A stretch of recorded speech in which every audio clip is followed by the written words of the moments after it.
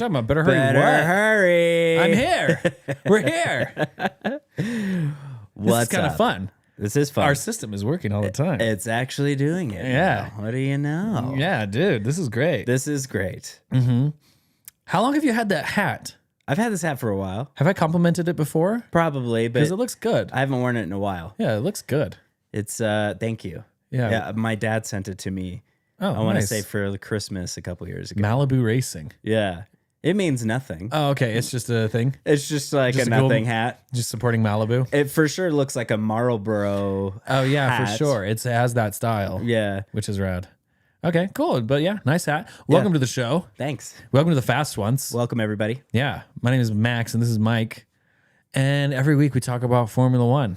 We sure do. And this week was the first race, or the last week was the first race. It was. Finally, everything kind of settled down. There is no question marks left in the ether. There's none. None. We know everything now. This race was an exact marker for what's going to be happening all year long. Unfortunately, I think that might Really? be really I true. don't think so. Okay. I don't think so. Well, we're gonna get into it. We're going to get into it because we can talk about qualifying, Right. which was fun to watch. Great. We can talk about the lead up to the race, everything before the formation lap, Right. which had a wreck. Which had a very Which I've never significant seen before. wreck. Charles did it once. Don't act like it was the first time. In the formation lap. Yeah, Charles. But not before the formation Yeah, lap. I've never seen it prior to the formation Yeah, lap. that's what I'm saying. The reconnaissance lap is what they I've call never that even heard one. the name of it. Yeah. Because we've gone to Formula One races. Right. And I was surprised the first time I went to a race because all I knew was the formation lap and qualifying. And it's like 20, 30 minutes before. Right. All the cars are on track whipping around. Yeah, you're like, I was what's like, this? I don't think they're allowed to be out here. I Right. thought they did all the practice already. Yeah. Why are they out here again? So it's a reconnaissance lap. So they have reconnaissance laps, lap to the grid, formation lap, okay. and then the race. I mean, I'm not complaining. no, but I didn't know the names of them. you're right. So if you've never been to a Formula One race, there are a few laps they do before the formation lap. Well, and it's like tire preparation, but like reconnaissance is like knowing that like the Porsche Cup race has happened, the Formula 2 race has happened, whatever the lead up events has taken place. And so it's a good opportunity for the drivers to go out there, feel tire temps, and to see if like The there's radio's new, working. yeah, like track hazards of like maybe there's a little Okay. like grass that got torn up or something's just slightly different from They're the out way on it was. recon. Yep. Okay. Just to kind of take some notes, And mental notes. Oscar sent it into the wall in the recon lap. Right. Yeah. So there was a lot that happened before the formation lap, and then lots that happened during the race. Right. And then lots to think about. Lots of things to take away as whether or not, and maybe do we jump to conclusions or do we not? I'm not jumping to conclusions because because you have had your dreams shattered. No. I don't see you wearing Ferrari red. Okay, I am wearing a Ferrari. Ferrari-ish I just gotta move around shirt. the microphone in order for it to be seen. Yeah. So Ferrari did not win, but they got close. They sure did. Yeah. They did exactly what we expected, which was have the launch of the century. But again, we'll get there. Yeah, we watched a grid walk Right. with celebrities that are very trained now. Attentive. And they love Martin Brundle. And we had some fun time during qualifying and then during the race doing a little bit of a live stream Yes. from my place. Yeah. And from here, I guess. Yeah. Both. Totally. And that was fun. But it was interesting to see how far the sport has come. Now at the start of the 2026 season, and you have a lot of now American companies in the sport, it just seems to be running on full cylinders. It was like 2019 when I kind of came in, started watching it, all these companies were like, what is this sport? Right. And then as Drive to Survive, like really brought in a ton of fans, all the companies were like, okay, this thing has legs. Right. We need to put money into this and we need to start like doing something. For sure. And now you have all these giant brands doing so much. And now this week I was like, oh, this is the culmination of all of those efforts. Totally. And I can just clearly see.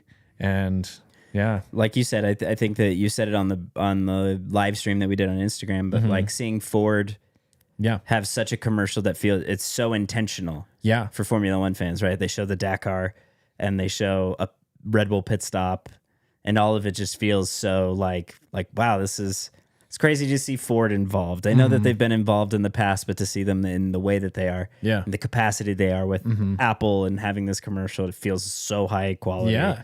It's really cool. Yeah. And then after the race, I don't know if this has ever happened, but after the race, there was like this trailer for the Chinese Grand Prix. Yeah. I was like, I hadn't seen that kind of thing before. You know what's funny is I think that, to your point, the only time I've ever seen those types of things has been like online afterwards.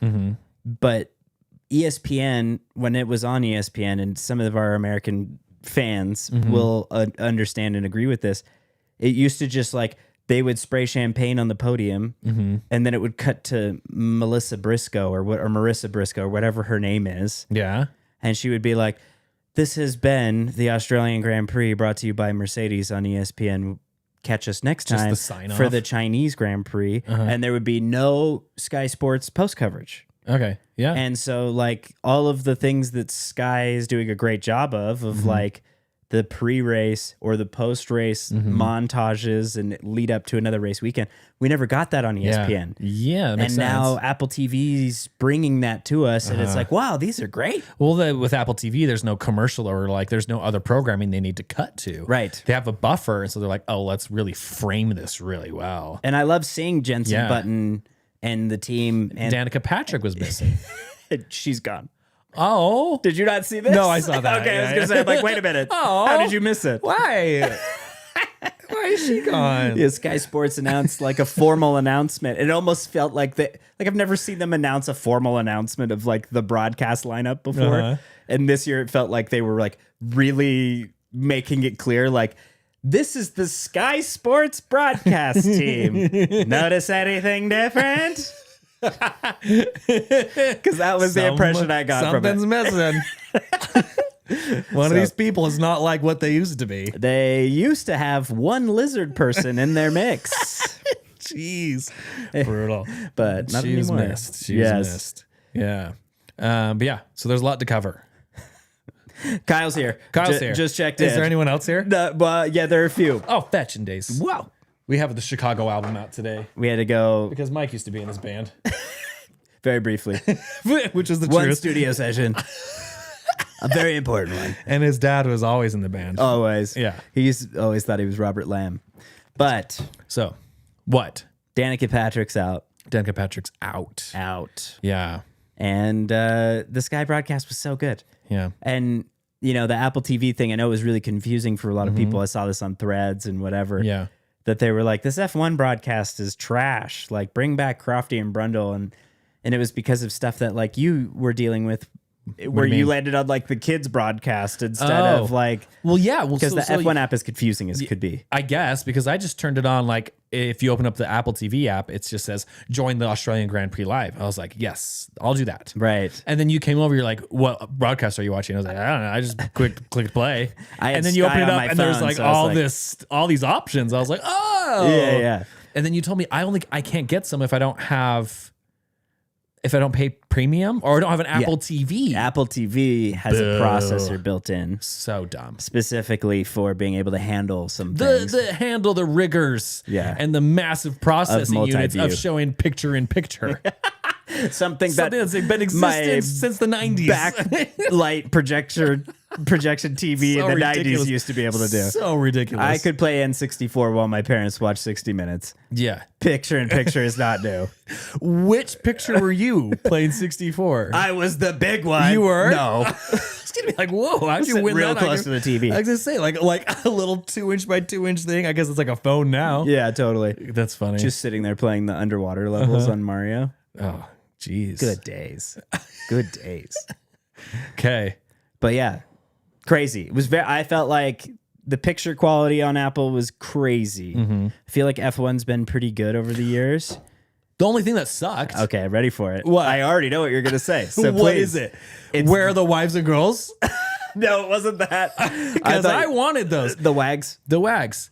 I mean, last year there was a big uproar that they were too much, but I never thought it was too much. No. Maybe because I like seeing the wives and girlfriends. Yeah. I mean, they're It cute. adds tension. Adds tension. I like seeing a family react to a thing. Right. Even if it does cut into like a major part that sucks. But I'm Right. like, there is a little bit of drama there. This time, They overcorrected and they're just like, here's Billy Parsons. Yeah. He did backup trombone. Yeah. In the Philharmonic. I'm like, who the heck is this guy? Who is this? Why are we showing Charles him? just got married. Yeah. Alex just got engaged. Yep. And Lewis is dating Kim. And Lando doesn't have a support group at all anymore. And they just cut to an empty chair for Lando. Which would be so funny. I would die. I'd kill for that coverage. Where Lando's girlfriend should be. Yeah. Open spot. I can't pronounce her name, but this Applications is where now she should open be. for Lando's girlfriend. The applications. There's just no one. Just There is still a wait list for Charles' marriages to end. Yeah. That already started. Let's show that camera now. Just a queue. Massive queue down the straight. We're waiting for this marriage to end. We are waiting. Well, for fingers it to crossed, collapse. it might end. Lando, there's just nothing. There's just his mom, This just isn't. Yeah, but she wasn't allowed in. yeah. They said not this weekend. But I miss those wives and girlfriends. I was like, who the heck are these weird, obscure people they're cutting to? Yeah. Yeah, And I think that, like, again, like you said, overcorrection is yeah. funny. But yeah, but outside of that, the coverage also eliminated the triple decimal point timing and scoring, so we don't have like the tenths, hundredths, thousandths.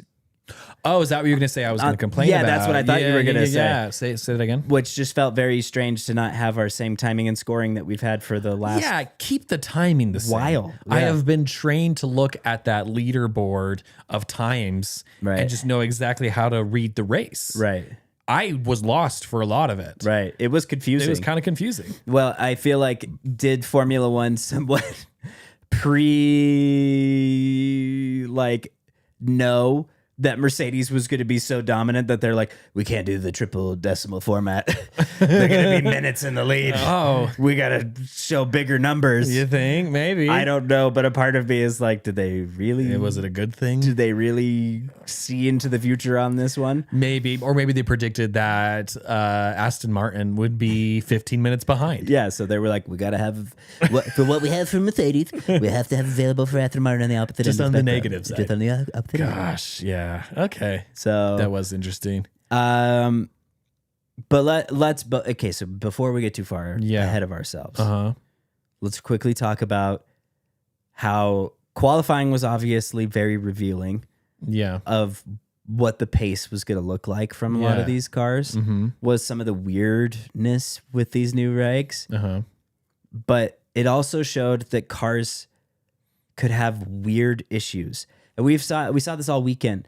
The testing didn't really show a lot of reliability problems. Everybody kind of came out of the box pretty solid. Yeah. We're doing a lot of mileage, but during the practice sessions this weekend, Williams would like stall, and then the car would have to be brought all the way back in the pit lane, connected to a computer, and like rebooted before it would do anything. And we saw that a couple of times over the practice sessions leading up. And then as we got to qualifying, Max's car just decided to lock the rear axle on him Oh, yeah. at like the highest speed corner. Yeah. And just send him into the first wall. qualifying session, he's gone. Gone. When was the last time he didn't make it out of, what is it, Q1? Yeah, Q1. I don't think that I can remember Yeah. that time. And so was that his fault? No. Okay. It Of was course definitely a not. software issue. A software issue. Yeah. Okay, because I hear like, oh, Max's rear axle locked up. Right. How does that happen, and how does that affect anything? Okay, so you ready for the craziest part of this? Yeah, only if it's crazy. It's pretty crazy. Okay. Pretty wild. Charles said something in an interview Yeah. that I kind of had to turn my squinty look at Yeah. to say, like, what did you just say? Because in qualifying, they said that they kind of messed up Q3. Ferrari was like, we didn't really put our best foot forward. And the interviewer was like, how come? What was missing? And Charles is like, it's very complex and I don't really know how to get into it, but the car is learning throughout the lap.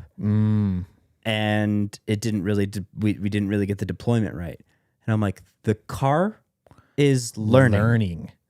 The car has a brain. It's running AI.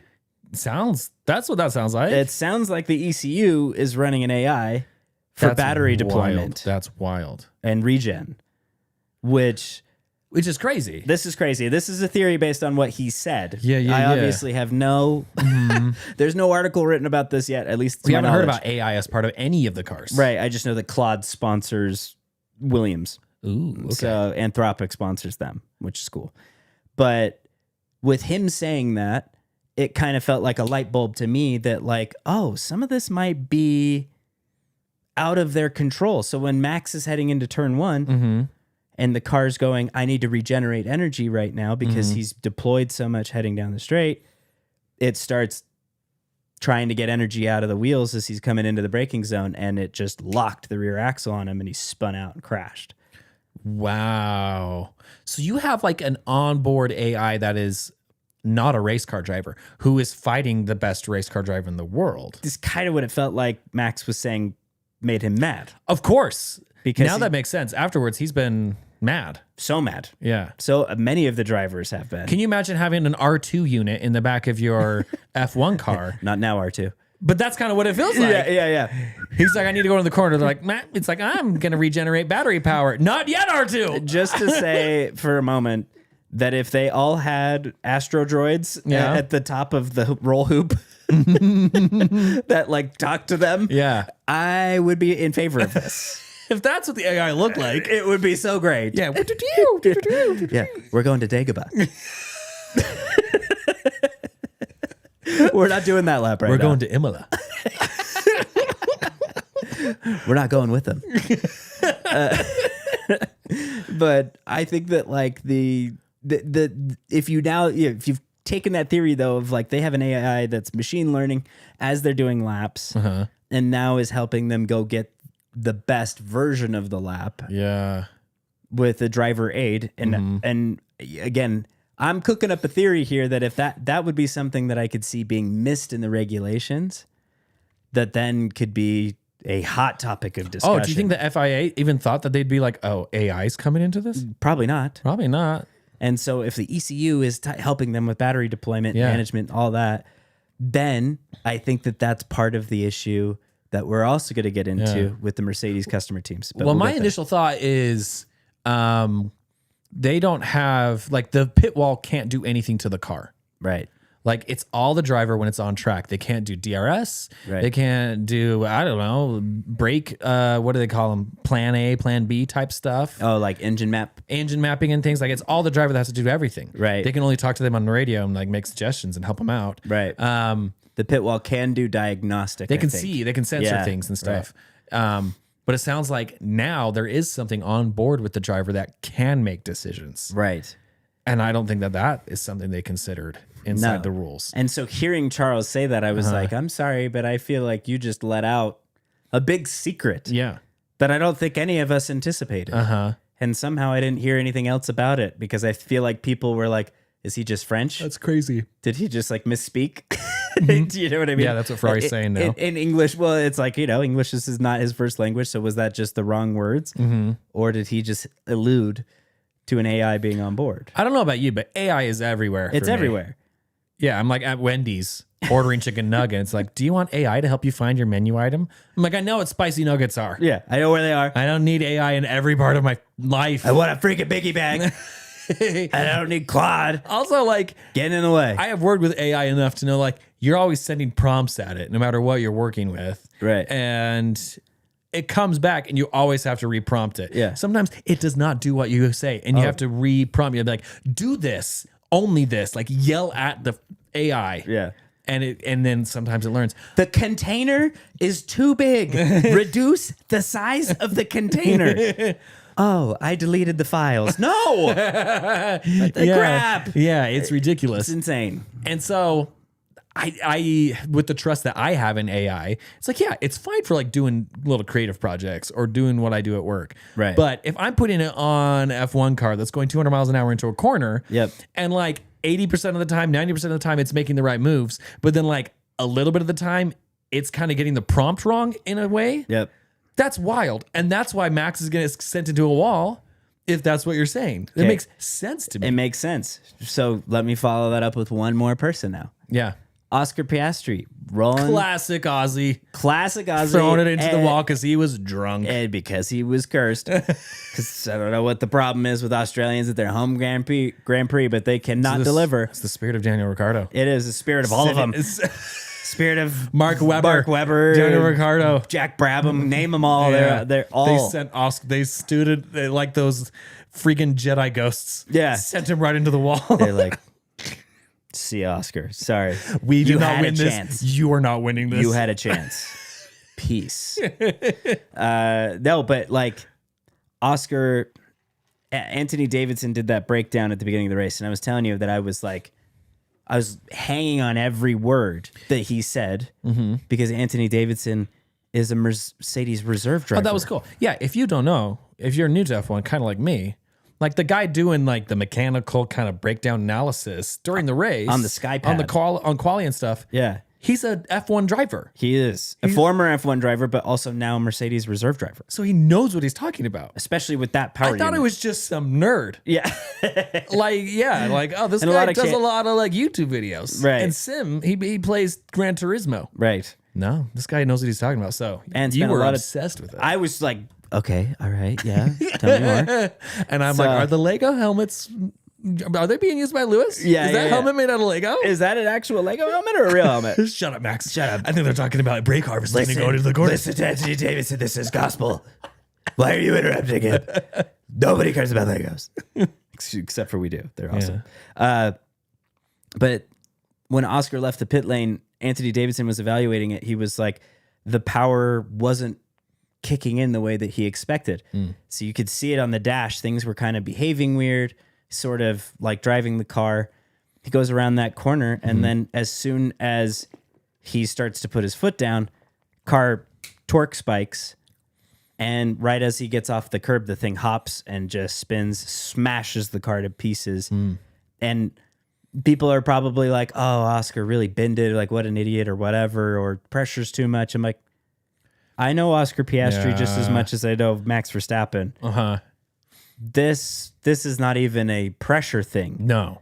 This was like going pressure? Not like Even before the race starts, you're feeling the pressure. this was 100% a car issue. So now that we've talked about AI potentially being on board with these cars, considering maybe the AI is using a GPS or it thinks that it knows where it's on the circuit for deployment and harvesting, it could have thought that it was still in the pit lane when he was trying to figure out why it wasn't going. And then by the time he got to that corner, it thought it was out of the pit lane all of a sudden and on a straightaway. So he hits the throttle and it's just like 1,000 horsepower and the car just spins and destroys itself. This car sounds insane. So, yeah. Also, let's not rule this out. right. Zach Brown is also throwing prompts in, being like, send Oscar's car into the wall. I love that it's a prompt. How about we try and send Oscar's car into the wall at this turn? Okay, let's make that happen. Let's try that. Oops. So you're saying, Wow, Oscar, you really sucked it up this race. let me check to make sure Isn't that this supposed I to be understand. your year? Yeah. Let me check to make sure that I understand. Looks like Lando's still a better driver. Here's your three options, Zach. Crash Oscar before the race, during the race, or while Lando is pursuing him. Which of these three do you prefer? I recommend option A. Because if he gets ahead of Lando, there's no way Lando's catching up. It's not going to happen. Yeah, that's my theory. Yeah. Zach Brown has already started sabotaging Oscar from day I one. like that it's a prompt and it's not like Yeah. Skynet. Yeah. Kyle's leaning into Skynet. Brandon's in the chat now. He's leading into like Gemini. And it's very funny. These two different personas are very different. And they're very funny. What would it look like if Oscar crashed before the formation lap? What would it look like? I can make that happen. I'll try it. Let's see what that happen. Let's see what that looks like. Accessing files. Was that satisfactory?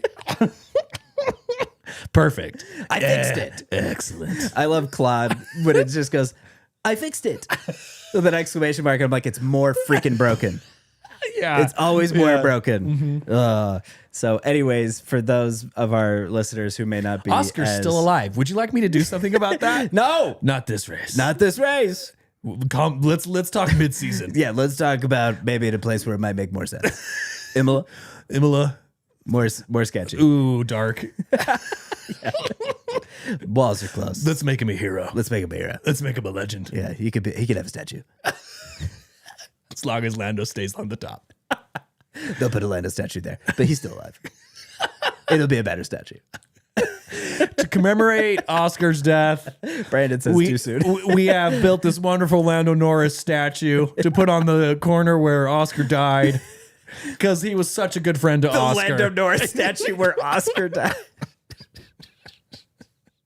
You know he'd want that. Oh, it's so dark. Oh man. Okay, well, so Oscar got sent into the wall. Yeah. So a part of me feels like a lot of this discussion of understanding where we're at with these new regs is kind of understanding that there's this, there's so much unknown with these new power units. Mm-hmm. But I will say this, one thing that came out as like a small report and then got really loud. Mm-hmm. And I'm always weary when it's a small report because it came out of Italy too, which I'm always like, well, the Italians, they love their drama. But sometimes they're just looking for ways to be full of hope for Ferrari, right? But the rumor started that the Mercedes team has not told the customer teams how to use the software for the engines at all.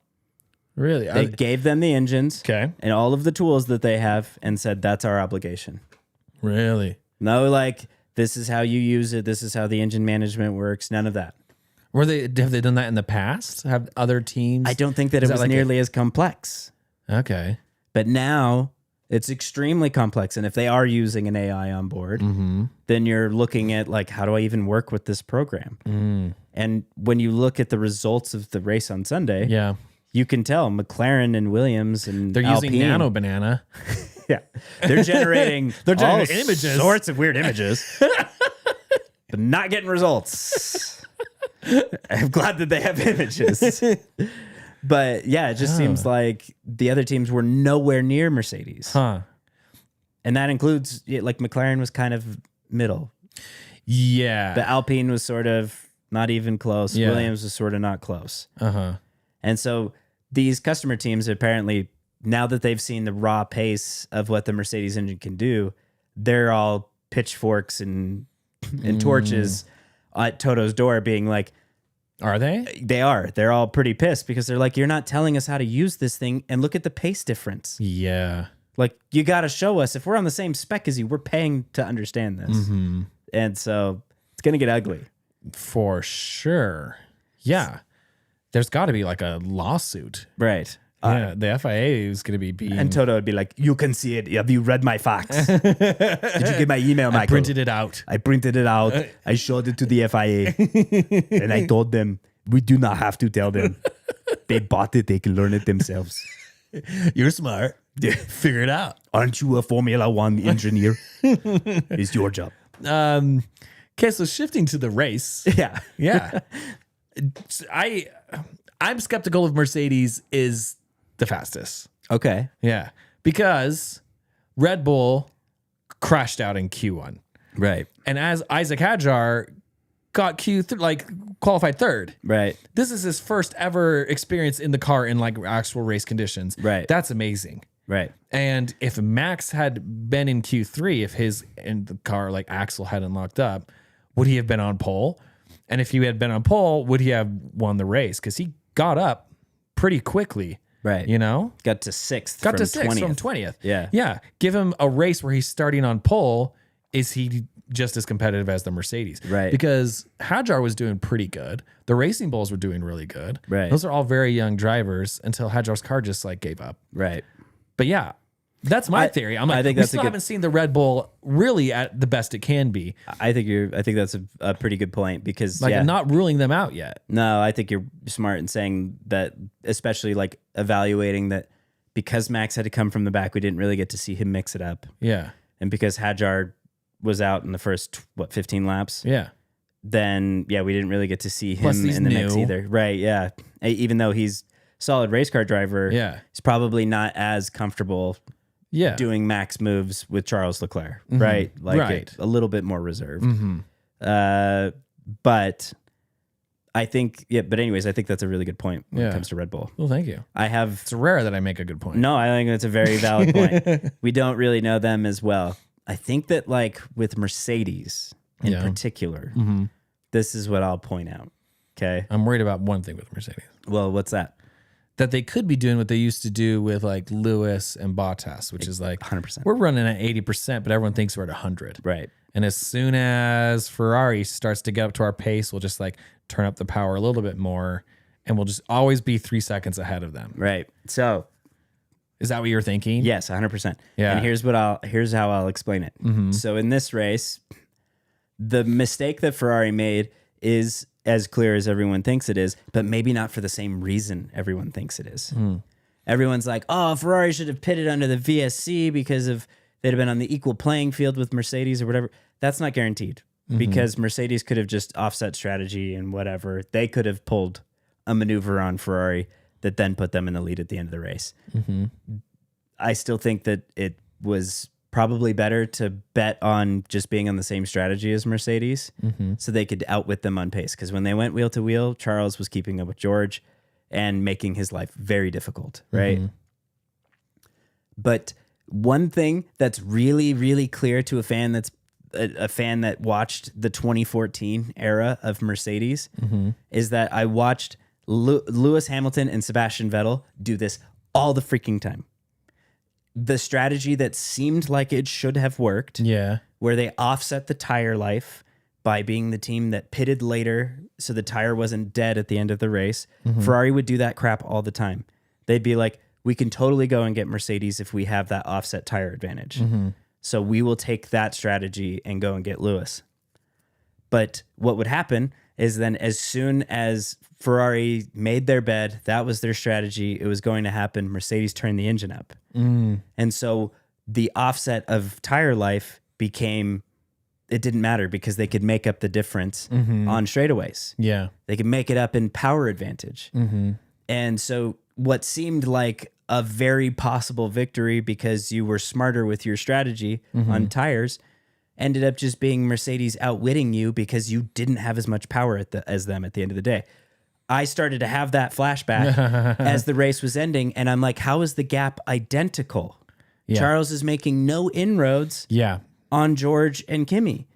But what was happening in the background is that Mercedes was matching their lap times. And how are they doing that? Well, they're unlocking that pace that no one's seen. And how deep does that go? That's what we don't know. And as scary. A longtime F1 fan, I'm I'm the Chihuahua with the Vietnam helicopters, right? Flashbacks. Just like, no, horror. Not again. Not PTSD. again. So, but Lewis knows. Right. Lewis was on Mercedes. He knows. Which is why he was barking over the radio, one of us should have pit. Yeah, that's another thing. Right. Ferrari got in their own way again. Right. The stupid strategy calls. Right. But this is what I'm saying. If there's one thing that we learned from the 2014 era, is that you can't give Mercedes the lead. No. If they have clean air, they will abuse it. You are toast. You'll never get it back. Yeah. And so Ferrari's goal with strategy has to always be if we have the lead, we have to keep it. Yeah. At all costs. If they're pitting on that lap, you've got to find a way to stay ahead. Yeah. You cannot give them the lead or else they will do this crap to them endlessly and they will never win. Yeah. So that's my theory. How much hope a deep breath. as a new Ferrari, as a, I don't know, reformed Ferrari fan or a hopeful Ferrari fan, how much confidence do you have that Ferrari can maintain good strategy for a whole year? Not at all. It's so bleak. It is for Ferrari fans. It is the worst. It's like you have a really good car. You have two great drivers. Yeah. Now you just have to bank on them making good strategy calls and listening to the drivers. And to quote Brandon here, we are checking.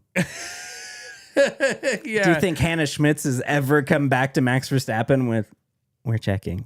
And then 5 laps later, it's still nothing. Still nothing. Yeah. It's Ferrari.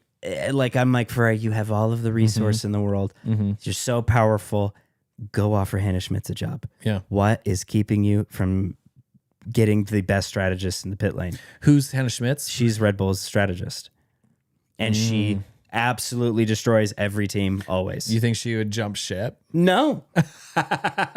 But go get her protege. Yeah. Go find who's the person who's working under. Find anyone that isn't the person who's running strategy right What now. do you think Lewis is saying to the team, like right now or right after the race? He's saying exactly what I said. Yeah. Let's go get Hannah Schmitz. Let's go get anyone from Mercedes. Like, why are we constrained to the team that we have? We got rid of Adami. We've got to step forward for That was Lewis. pulling teeth to get rid of one Italian. It really was. Yeah. So now let's go get someone who's going to run strategy and do a good job. Yeah. This is not rocket science, but it is. So go get the best rocket scientist. But the way that Hannah Schmitz breaks it down is that it's they run simulations of so many different Don't they do like millions of simulations for the race results on what would be the fastest if this happens, then what? like an infinite if then branch state like right. tree. Of if a safety car comes out on lap 2, do we pit? No. Yeah. Because of all of the equations, that's not going to be fastest. Yeah, if you have like 800 million outcomes, right. no matter what happens, it's like if we are in 8th place and there's a virtual safety car and look, we have one pit ahead of us, it's just like, what do? We do this. We Right. follow the plan. Right. And we stick to it. And it just seems like Ferrari's always like, We have one plan. We are checking. We have one plan. We have one plan, which is plan A. Uh-huh. And we do not have plan B. Yeah. Only C. Do I ever hear on Red Bull plan A, plan B, plan C? Yeah, they do. They do. Yeah. But the truth of the matter is, though, is it does seem like they just don't have the, okay, if we had 3, out of those simulations, when you're doing millions of simulations, there could be 3 alternative opportunities. Could be pit one car, could be pit both cars, could be don't pit at all, Pit right? bull cars. But yeah. Mr. Worldwide cars. Exactly. That was hard on my throat. That was pretty good. But the reality is that even those millions of opportunities, the 3 best options are going to have the most likely outcomes from them, which means that you could pretty easily be like, okay, priority is option A of that scenario. Second fallback would be option B, and so on and so forth. And it just seems like, they're just shooting from the hip every time something happens. Let's stay out. They're like, what? Yeah. Why? Yeah. Why are both cars staying out? You have the lead, which means that you can make their life difficult with the second car. Pit Lewis, leave Charles out. Yeah. Now Lewis comes out with fresh tires and is a little bit behind George, but he's way closer, right? And Charles then can back George up into Lewis, and Lewis can overtake or whatever. There's so much more opportunity. Charles was playing such good defense. Amazing Can defense. we start to talk about the race start? Yeah. The first 10, 15 laps were incredible. And Insane. Charles was crushing it. Right. I mean, a lot of people like Charles Leclerc. I don't hate Charles Leclerc. I'm not like I'm not sold on him. Right. But that race, I was like, holy cow. There are skills here that like I don't think I've seen before necessarily. I'm just like, this is Not next anytime level. recently. Yeah, that's for sure. It was great. Yeah. But also it was because he was doing it to George. Right. And I was like, yes. Which is like, hell yeah, Yes, get dude. him. Got it. Just save us from this. Yes, sink his yacht. Do it. Yeah. Sink it. He was incredible. Like there were some amazing overtakes, wonderful defense.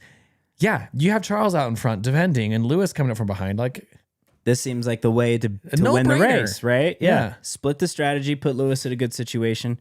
If Charles is because sacrificial Lewis was at that waiting. point. That He whole was. time he was just like creeping Yeah. until he got a chance and then like he attacked. Right. So good. But imagine that was the end of the race. The tire advantage is gone. Yeah. They're all bunched up, and Lewis is now attacking. Who's got Charles in front of him, or maybe Lewis's tires are dead and he's blocking, whatever. Yeah. But you don't get that opportunity if you're not playing to win. Yeah. Which is what I felt like they ended up doing. They didn't play to win. They played to be like a gamble of relying solely on tires. Yeah. Right. Which was just sort of the wrong thing. Yeah. So, I just felt like, but here to roll it back though, what you were saying about Charles's attack and those first few laps were so entertaining, so great. The race start was crazy. Right. Yeah. Charles got an amazing launch and just so fast. weaved through all the traffic. Yeah, and the one thing that was probably advantageous of all the things with Oscar crashing is that Lewis had no one in front of him for the start. So Lewis made a massive amount of ground up on the start because he didn't have to avoid another car either. Yeah. So- but then what's his bucket? Colapinto. Yeah.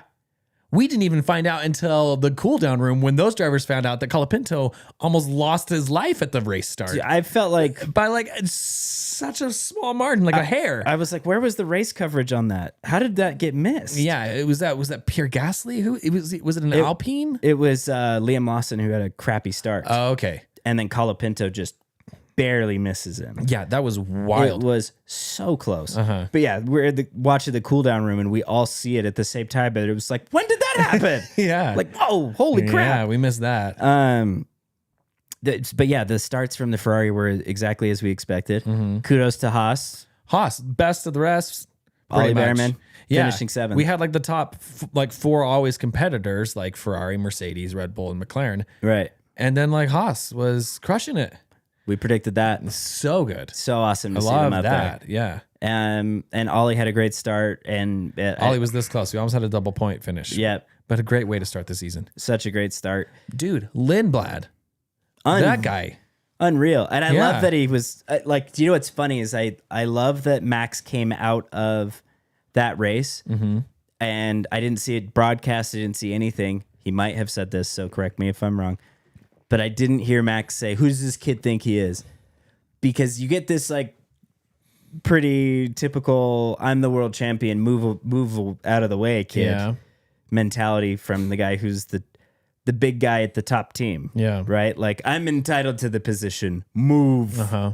And he didn't give that attitude at all. And Arvid was just freaking, he was Dyson with Verstappen. Yeah. It was awesome. It was crazy. Yeah. I don't know anything about this guy at all, except for the driving I saw during the race. Yeah. And I was like, this is awesome driving. And it's great to have a guy like sticking up for himself. Right. Yeah, not pulling over. Right. It's those guys that I think like make it further in the sport. Right. They're not being pushed over by the other guys. Yeah, for sure. Yeah. They're definitely the Max Verstappens, Yeah. right? Like, Max wasn't going to move over for Daniel Kvyat. Yeah. No. Yeah. No, I'm here. Yeah. Right. Push your way through. Right. And so, yeah, he'll be fun to watch this season. For sure. We'll see if he keeps it up.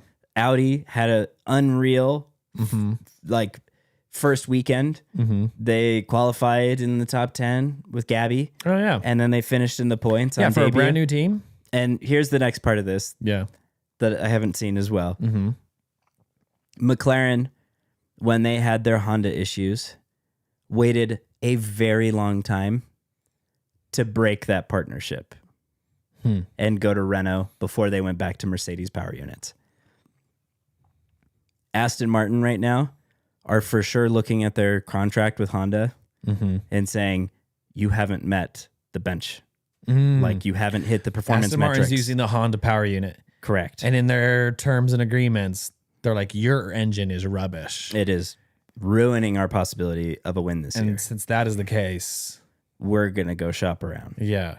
And I think that that's more likely than people may realize right now. Aston Martin is knocking, and especially on Audi's door, I think.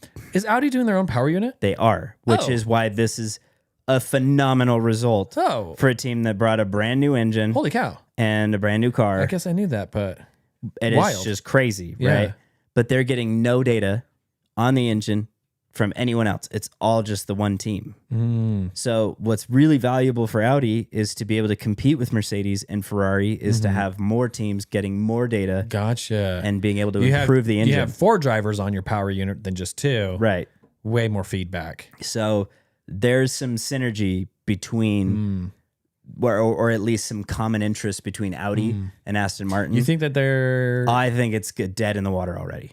and you think they're going to Audi? I think that would be the most clear move. Would it be possible to throw that engine in that Aston Martin and not have to like reshape the whole car? That's a very likely possibility. Or would they just like take the Audi car and paint it Aston Martin colors and then make some adjustments? They would for sure take their own car because of Adrian Yeah. and cram it in. But think about it this way. The Braun GP car was designed to have a Honda engine. Honda screwed them over Oh. and they bought a Mercedes Oh. and put it in the back that didn't fit. Oh. And they won a world championship. This could be good for Alonso. So Get it taken care of before the China Grand Prix. It's not likely that it'll happen quite that quick, just because you don't know if Audi's made enough PUs. Yeah. But the cost cap changes. Everything changes for that team if they have another customer team. Audi can just pump those out. Yeah, they're huge. They'll just be like, less of the RS6 Avant. We do not need these. How many power units do you need? This is actually a good question. How many power units does one team use a season? Right now they're all granted, I think, one more than 2? normal. No, they think they use 3 across the entire year. You think Audi can't make 6 more power units? They're pretty intricate. I guess I am not impressed. Yeah. I feel like they're just pumping out engines all the time. Yeah, for sure. Just add a bit more quick parts to it. Right. Yeah. Quick parts. They have all the stuff. They made a few others. Right, for sure. Just print out another one. Yeah, anyway, print. Just send it to the brother. Print. What would it be like if you made 6 more things? Show me what it would look like to have 6 more engines. Go. And they're like, I fixed it. And I was like, no, that's not the engine. Brandon had a good point. This is the other thing that I've considered this as well. But so Brandon, just to your point, Mercedes is the AMG engines are what they run in Aston Martin road cars. So the brand alignment between Mercedes and Aston is a bit stronger already there. But they were running the Mercedes and kind of bowed out. I just don't know, what do you do to Alpine, right? Who's running a Mercedes engine this year, who kind of took the Aston Martin slot. But I mean, if they were having a Honda power unit and then Mercedes in the street car, surely they're not as concerned about like that, and maybe running an Audi. Yeah, but if it's a German manufacturer, maybe they aren't. Yeah, they're not on board. And maybe at the end of the day, maybe this ends up being something that Audi's excited about. Like, we'll make you performance motors for your road cars. So I don't know, could change the tide. Interesting. So, but keep that in the back of your mind. Something to consider. Yeah, we'll see what happens. Any other thoughts about the race? I do want to talk about the regs. What is your general consensus of what you saw, the regulations? The first half of the race was super exciting. And I couldn't tell a ton of difference in how the cars were performing around corners. I can't really see that level of detail in the cars. But I did see what did I actually see today? Like there was 100 and something overtakes during this race, where on average last year was 20 to 50. Right. I was like, that's a big number and super fun for fans to watch. For sure. So I liked it. Right. It was super fun. Okay. Of course, near the end, once all the teams had kind of settled out, I was surprised that, it felt like a normal race. I was surprised that more cars weren't crashing or exploding. Reliability, it was way higher than I thought. Yeah. I was crazy we didn't get a safety car. Yeah. I hope we get some this year. If they just do virtual safety car for every little thing. I want that thing to go away. It's the worst. It's still my least favorite thing. But I liked it. All in all, I liked it. Great race. Yeah, I agree. I think here's my Max thoughts. is mad, but I'm happy. Here's the fear that I have of what we saw. Mm-hmm. We saw a lot of overtaking. We saw a lot of fun racing. And then to your point, once it got a little deeper into the race, it got more predictable F1 race where it was like cat and mouse, and we weren't really catching or doing anything that was exciting, right? My fear is that this race was incredibly exciting because this was the first race with this new PU and the new aerodynamics and all that. And it was just a freaking let's figure this out race. Yeah. Which meant that because we're all figuring this out, we're just deploying overtake and trying crap in places where it's you think it was a lot of guesswork and experimentation. Right. And so we got a lot of fun out of that. Yeah. And I fear that F1 will pat themselves on the back and be like, look at how good we did. Yeah. We got 140 overtakes. And last year was 30. Yeah. Right. But at the end of the day, what I'm fearing is that F1 teams are F1 teams. They will find the best version and deployment and whatever at whatever racetrack it becomes. And this goes away, and it goes away fast because now Mercedes has figured out, this is how we keep Ferrari off of us.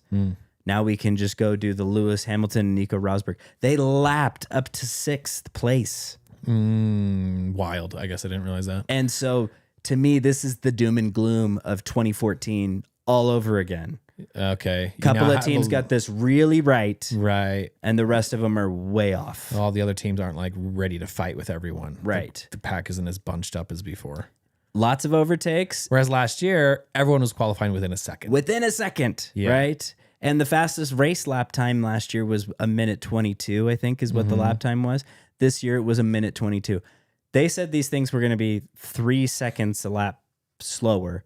We already blew them out of the pretty water. much dead on to last year's regulations, which is crazy.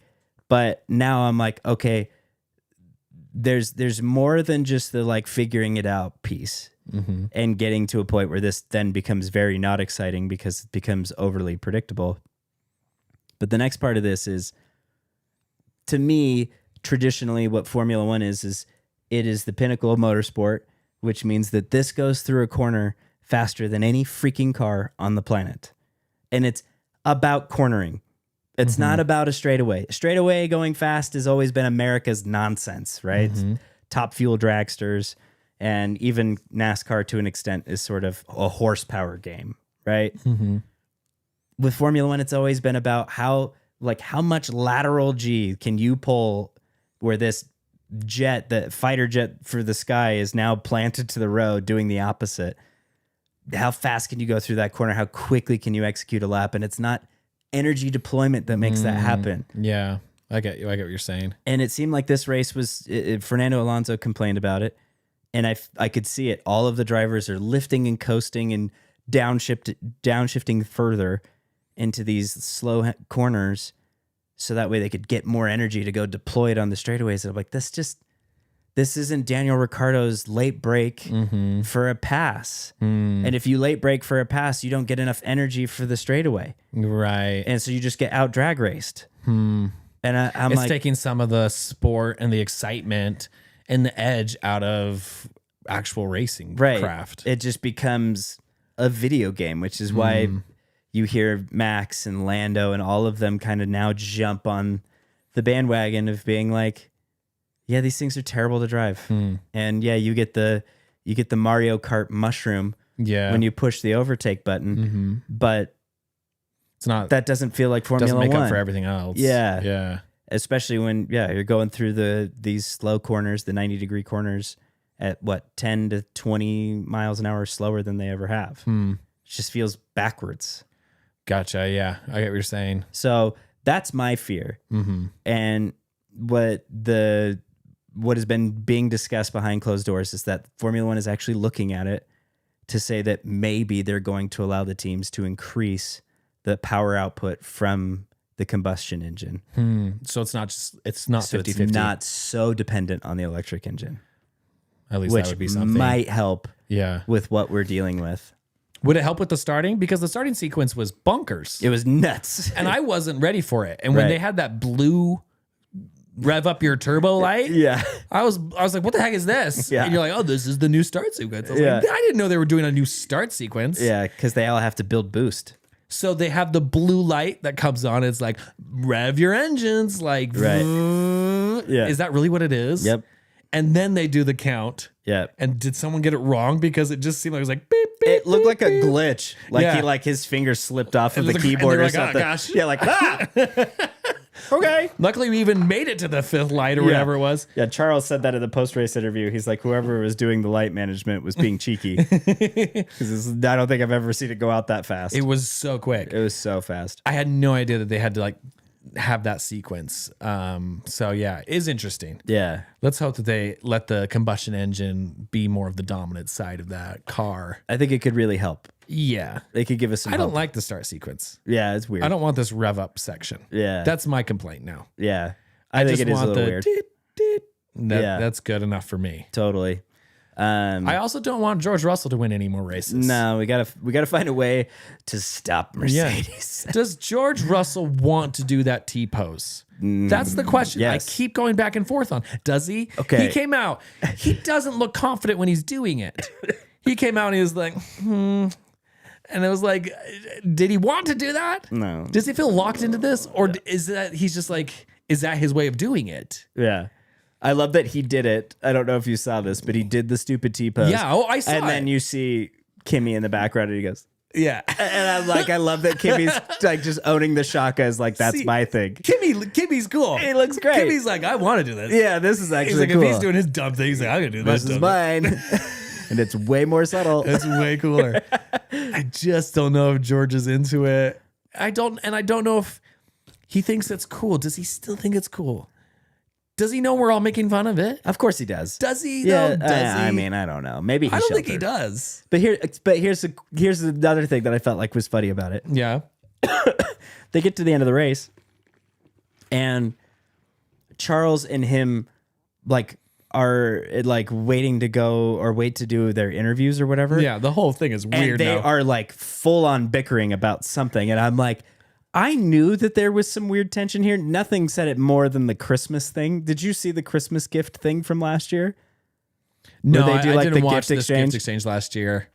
So Charles pulls George Russell's name out of the hat. Okay. And he goes, I know exactly what to get him. And then like, they which having a was already spat? so good Yeah. that he was like so confident, like, I know what I'm going to get. And he literally he literally printed a picture of him passing George like off track in at the Dutch Grand Prix in the Netherlands. And just that's all it was. And George was like, I did see that. Actually. and so George opens it and he's like, that's a bit naughty. And just like still not over it. Yeah. Like still hall monitor George can't laugh Right. at this funny gift that Charles is giving him. Like, Yeah. let it go, George. Yeah. Right. And so anyways, now I feel like, okay, I'm noticing that these two don't like each other. Mm-hmm. They get out of the cars at the end of the race and like, dude, there's like some exchange that there's no audio for that him and George are like, you know, talking there a about like the rivalry block or whatever that he Yeah. threw on him. And Charles is like, I had to do it, like whatever. And George walks away and just like kind of makes like this dumb face. And I was like, whoa, okay. I didn't know there was a little rivalry there. Yeah, it's starting. I love it. Yeah. I love it because I feel like a lot of that like era of drivers, Yeah. they're all like buddy. Too chummy. Wait, and I've said it on the podcast before. Yeah. I'm like, there's too many friends playing paddleball with each other. 100%. I hate it. Yeah, totally. I'm happy about this. Yeah, this I is want great. George to hate someone. I want someone to hate George. Dude, and then when they were in the cool down room, George and Charles were like talking, and Charles was like, your guys' car is so fast. He's like, George is like, your car's fast too. And like, so fast. Like, being like, no, your car's fast too.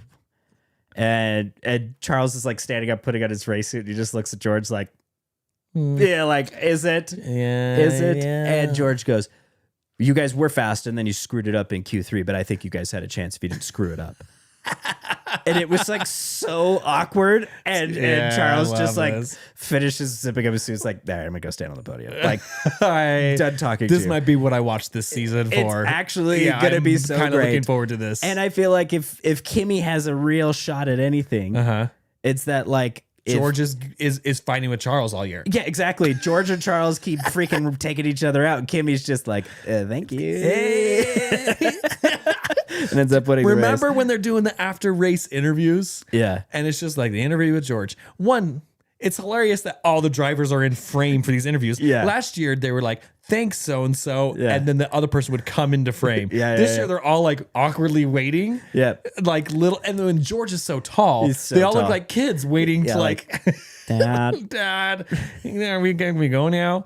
I didn't realize it until like interview was done, and they're like, Kimmy, and you hear the crowd go crazy, so loud. Yeah.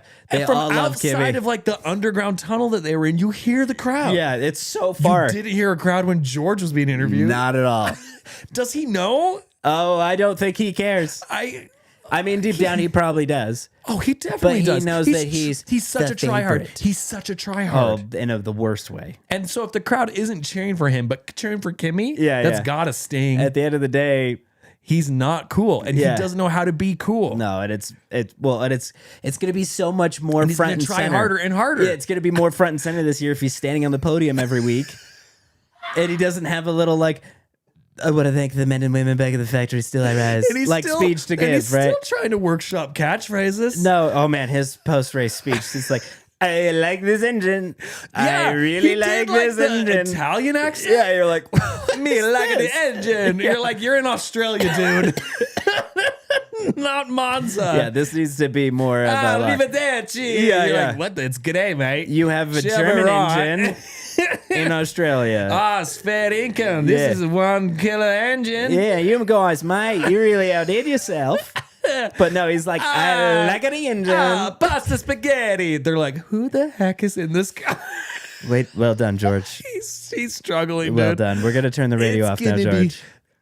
Okay, if he wins all year long, it'd be amazing if he never got the cheers and just everyone behind him did, and just to Yeah. see him slowly lose his mind. Yeah, just being like, To see a George Russell get broken. Yeah. I would like to see a broken George Russell because it's like you've broken this guy's spirit. Does he shave his head, get a couple face tattoos, and then become a cool guy? no, he doesn't. He won't, but he's like- cried so much. He's already been broken a few times, and it doesn't change anything. It just makes him worse. Somehow he evolves into another worse version of himself. That's true. The Bahrain Grand Prix where he sat in for Lewis because Lewis had COVID. He was very a weepy boy. Yeah. And then And he when got his first points in got his Williams. first points and at Daniel and Max Williams. are laughing at him in the background. It's so good. Yeah. But I think that as funny as I had to, we'll end with this little nugget. But I saw like a meme, and I want to see if your answer is the same as mine. But if you could remove 2 drivers from the current driver grid, who would they be? George Russell twice. It's a good answer. I don't. It's a good answer. Yeah, George Russell. I don't like him. And who else don't I like? Lance Stroll. Okay. He doesn't deserve to be there. Yeah, I think those are good answers. What would you pick? Why? Why do you ask? So the list that was given to me didn't have Lance on it Because and- it's a gimme. because it's a gimme. bingo spot. Yeah. So We it's, all know it's Lance. it's funny because like I was thinking about it. I was like, I should ask Max this question. I wonder if ours would be the same. But now I'm realizing that Lance was on the list. And I'm like, dang it, my answer was different. But There's like Sergio Perez. no, it was George Russell and Liam Lawson. Okay, Liam Lawson went through my mind a little bit. Yeah, He was so far behind Lindblad. That makes sense. and also because I just feel like if I were going to label, and Lance is in this pool too, but if I was going to label the 2 most entitled drivers on the grid, Liam feels very entitled, and George is off the charts entitled. Right. Yeah. George thinks the team is his team. He thinks he owns Mercedes. And that they're they made should for have him. given him a seat when Valtteri was still teammates with Lewis. Like, Yeah. that he should have always been there. Like, Yeah. climbing the ranks, no, there was no such thing. Like, he should have just been there already. Yeah. So to me, I'm like, yeah, I don't know why the ick and the cringe and all of that is just it's peak critical mass right now. Yeah. And especially with Mercedes being fastest, I'm like, please, Yeah. someone beat him. And you think Liam Lawson is the same? Kind of a little, Yeah. right? But not nearly as bad. Not nearly as bad. But- But I get that. I get that vibe. I understand that. Yeah. So, but thank you everyone who's been in the chat. I've been trying to weigh in and check in with you guys as much as possible, but it has been tricky today because we've had so much to cover. Well, quick question to the chat. Yeah. Any car movies I should be watching? Sergio Perez is really entitled. I will agree with that. He didn't like the car at all. Didn't he say, like, I can't figure this out? He Right. kind of gave this impression that this car is hard for older drivers. He didn't say that flat out, but I'm Right. like, here's this guy who's a very seasoned, very like skilled old driver. Right. And he is like outwardly saying, like, I am struggling with this new car and all the tech behind it. Right. It was like, you don't see Lindblad doing that because he grew up playing Fortnite, kind of a thing, you know? Right. Just my hot take. No, totally. I think that This there's old dog's not learning new tricks. Lewis is dialed in. Lewis has probably spent more time than anybody trying to figure it out. Yeah. Right. Like he was really locked in. Great suggestion by Brandon. I don't know. Have you seen this movie? Let's see. Which is Love the Beast by Eric Bana, the Eric Bana film. Is it like a documentary? Uh-huh. Yeah, I think I have. It's about him rally racing in Tasmania. I can check it out. Yeah, that one's really good. And Need for Speed. The Aaron Paul one, right? Oh, yeah. Have you not watched that yet? No, not yet. But any other chat ones? So the Eric Bana one. Yeah. I feel like I have seen First that Time one I ages Found ago. You. That seems like a rom-com. It does seem like one. But does a man fall in love with a car? Because that happens every day. I can get behind that. That might be a thing. Lewis has also played a lot of computer games. That's a good point. From the Divine Icons. It seems like you're new to the chat. Welcome for being here. Welcome to the show. Baby Driver. I haven't ever seen Baby Driver. Yeah, that's great. Yeah. So maybe that's Some one for really me. good driving sequences for sure. Yeah, definitely. Yeah. They made a 2-wheel drive WRX for that movie. Are they not? They disconnected the front wheels. Okay. And made it rear wheel drive. Practical effects in that movie, and it's amazing. Yeah. The sequences are sick. Awesome. I'll have to check it out. Yeah. Maybe that's the one on my list this week. Okay. Yeah. Okay. But yeah, thank you everyone for being here this week. Yeah. This has been super fun. Mm-hmm. We had such a serious episode. Oh yeah, not a lot to joke about. Yeah, because George Russell won the race, so it's just mainly depression permeating from the Australian Grand Prix. Darkness is on the horizon. Yeah. But the Chinese Grand Prix is this week. A doubleheader. Yep. Which is super fun. I love it. And the track is different enough from Australia, right? That it could be a different outcome, or It is has it a similar? very long straightaway, which means that And a very long swooping corner that swoops and corners for I do like 5 that. years. I do like that swoopy It's very long. But yeah, Brandon says, welcome to the Tifosi, Max. But we're working on that still, Brandon. We're still working on it. Last year, Lewis won the sprint race in China. Yes, he did. And I bought one of the cards of Lewis winning the sprint race in China. Oh, very nice. So I have this collectible one-off card for Lewis winning the sprint race. Yeah. Worthless. Worthless, but Who knows? part of the Tifosi Yeah. in some way I or also hope another. it'd be worth something. But yeah, super clipping is for sure going to be a thing with the long straightaway, which is where the battery maxes out and then the cars just start to lose power as they get to the end of the That's gonna straightaway. be sad. It's going to be not great. But Ferrari has advanced the timing of introducing what we've dubbed the Mind Flayer wing, the Macarena rotisserie wing. Okay. Yeah. That's going to be introduced in China supposedly. Do you think they're going to actually bring it? So supposedly they've advanced the timing of that because what they've said is that gives them an extra 6 miles an hour when it's open.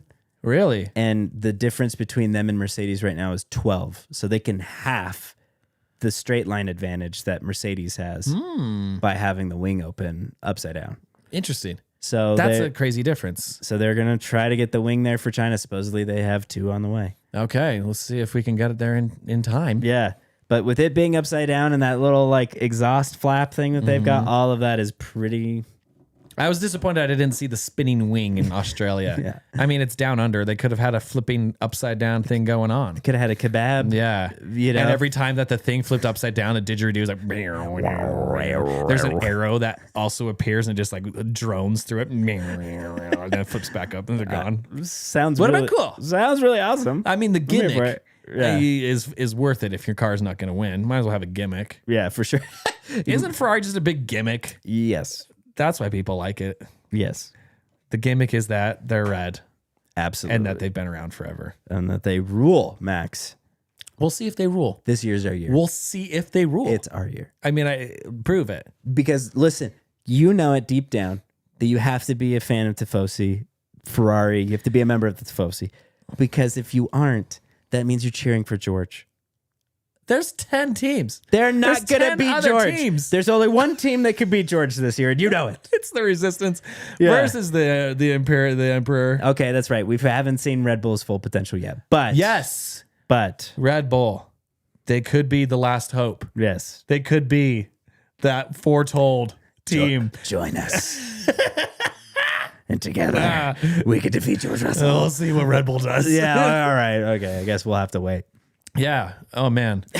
Brandon says, it's your destiny. It is your destiny. I think everyone's destiny is to like and subscribe to this podcast and to Instagram and then to watch some car movies and tell us all about your car movies. If you have a favorite car movie, let me know.